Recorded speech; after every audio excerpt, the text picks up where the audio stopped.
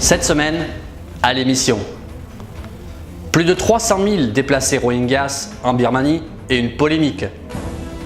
SpaceX, l'entreprise privée américaine, envoie dans l'espace une navette spatiale secrète de l'US Air Force. Et le 4e bataillon royal 22e régiment exerce son droit de cité à Laval. Bienvenue dans la revue.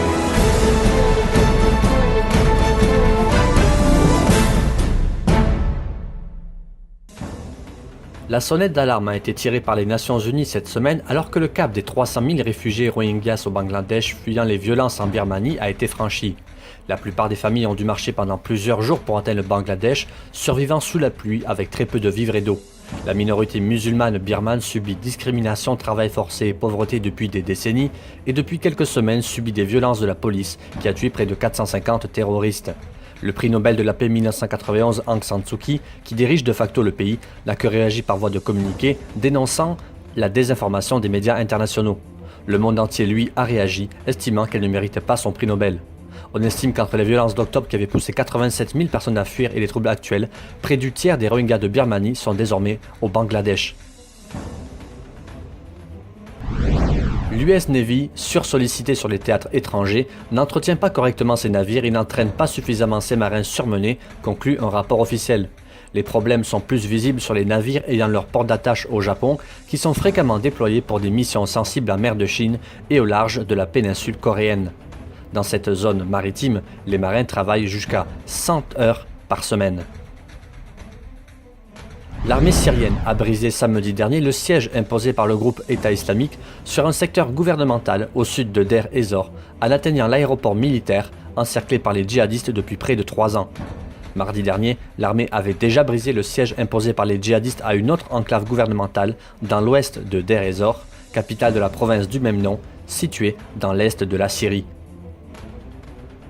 SpaceX a lancé avec succès jeudi dernier au matin la mini-navette spatiale secrète non habitée de l'armée américaine X-37B selon les images en direct retransmises depuis le centre spatial Kennedy en Floride par la société américaine. La fusée Falcon 9 a décollé à 14h GMT. Le premier étage est revenu se poser en douceur moins de 10 minutes après le lancement à la station de l'US Air Force de Cap Canaveral toute proche, toujours selon les images de SpaceX, une manœuvre délicate qui devient désormais une routine.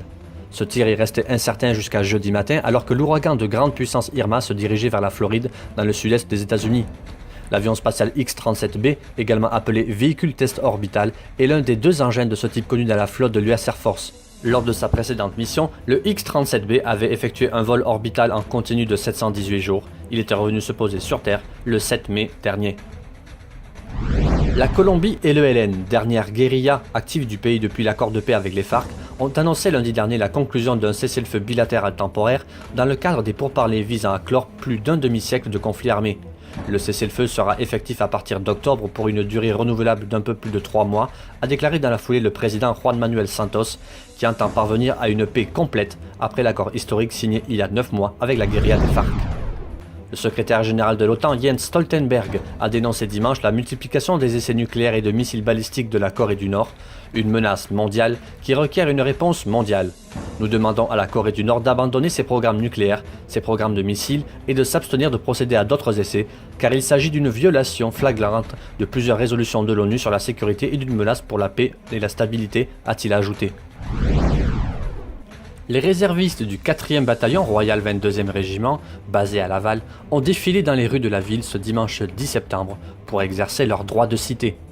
Musique en tête, accompagnée du célèbre bouc Matisse, 11e du nom, les troupes ont remonté le boulevard du Souvenir jusqu'à se rendre devant l'hôtel de ville. C'est là que le commandant de l'unité, le lieutenant-colonel David Shane, a frappé à la porte et demandé officiellement le droit au maire de défiler. Sans lui, le maire de Laval, les troupes se sont ensuite tenues prêtes à l'inspection traditionnelle. S'il ne s'est pas arrêté pour parler avec les uns ou les autres, le maire n'a pas manqué de saluer le courage et la détermination de ses citoyens soldats. Finalement, la cérémonie s'est conclue par un lever du drapeau du Royal 22e Régiment aux côtés de ceux de la ville.